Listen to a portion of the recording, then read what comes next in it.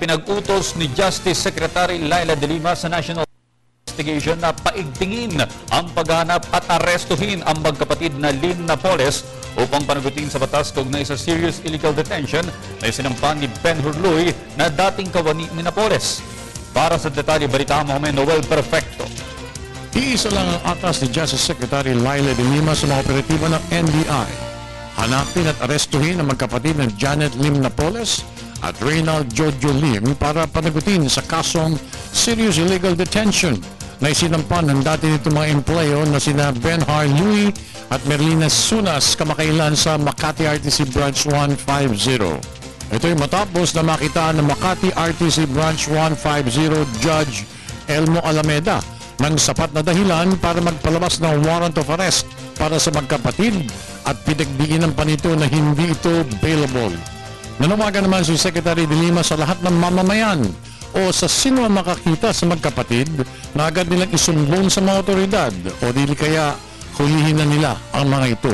Is an entire agency effort. Entire NBI is moving towards the end of locating the Napoleses and serving the warrants of arrest. So maraming teams ang nakadeploy na, nakadispatch, and lahat din ng mga regional and field offices namin ay inabisuhan. Mukhang mobile sila. Pabalik-balik din dito sa NCR. Mobile sila. Ibinunyag rin ng kalihim na 30 iba't ibang klaseng mga sasakyan ang gamit ng magkapatid sa kanilang pag-iwas sa mga kinaukulan para hindi mahuli. At ayon pa sa NBI, desperado na makalis ng bansa ang magkapatid kung kaya't lahat ng pamamaraan ay kanilang ginagawa para makaeskapo sa lalong madaling panahon. Na ito ang mga ginagamit nila Mrs. Napoles. No? Paminsan-minsan, ito ang mga ginagamit. Hindi lang namin masiguro kung lahat na ito ay registered sa pangalan nila. Maaaring hindi ito.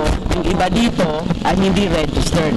Pero ang masasabi namin is that based on our sources, ito ang mga ginagamit nila. So posible na some of these are the ones being used now in their mobility while escaping.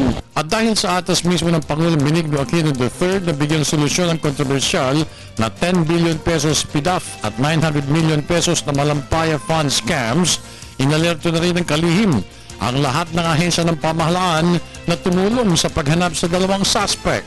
Pati ang Immigrations Bureau ay pinalawak pa rin ng kalihim ang karapatan nito sa mga puerto at paliparan sa bansa. Kami nag-aapela sa sambayanan na magtulong-tulong po tayo dito na since may warrants of arrest na, and actually pwede ang citizen's arrest pag mga ganyan because this case is imbued with deep public interest, national interest sa laki ng investigation na ito.